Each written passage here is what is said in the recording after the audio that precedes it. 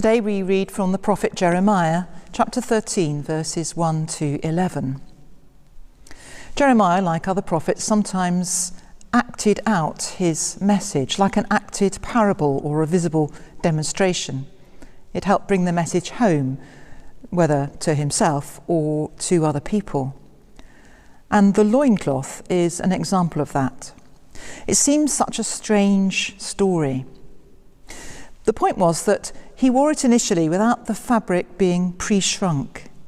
So people would have understood that subsequently, after it had been immersed in the Euphrates, it would have shrunk, as well as being dirty, and so it would no longer cling to the loins as a loincloth should.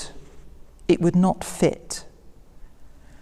This symbolised the relations between the Israelites and God, as the Israelites were supposed to cling to God in the covenant relationship, to be a close fit, to hug him even, we might say. But that was not working. It was no longer a good fit. They were no longer fit for purpose. Lent is a time when we consider whether we are fit for purpose, when we reassess our relationship with God, when we return to the Lord perhaps in some respect, examining our lives to see in what way we might need to redirect or refocus or find a fresh direction or a renewed commitment. This is a really important annual refresher opportunity in our faith, a time to use well, to prevent us drifting away without even noticing. A loincloth must cling to the loins. If it does not do so, it's useless.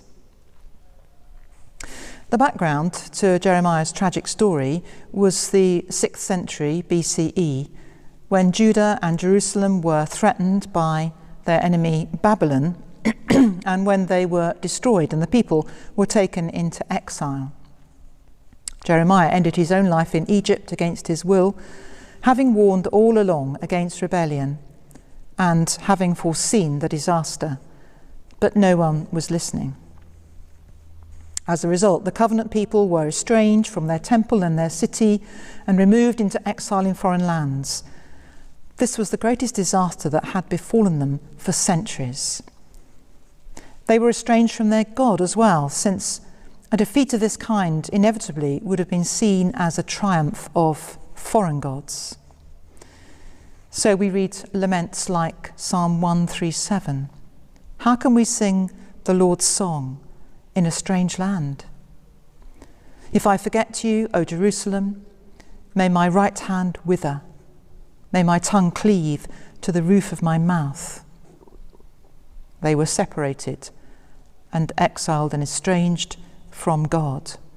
And once in exile, they realised, or some of them realised, what they had lost. But only then. Of course, the story went on.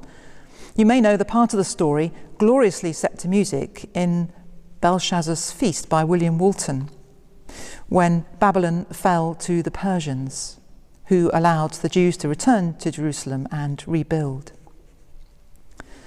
What can we take from all this?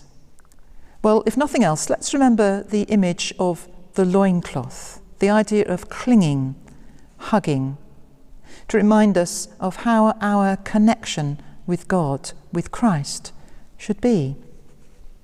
Jesus took it even further with his image of the vine and the branches, as he said, "Abide in me," as the branches are part of the vine.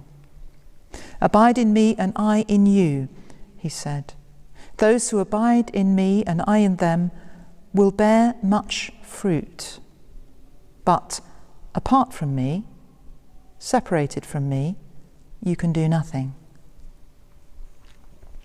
So I wish you a fruitful Lent, a Lent of drawing closer to the Lord and clinging to him, abiding in him, and bearing much fruit.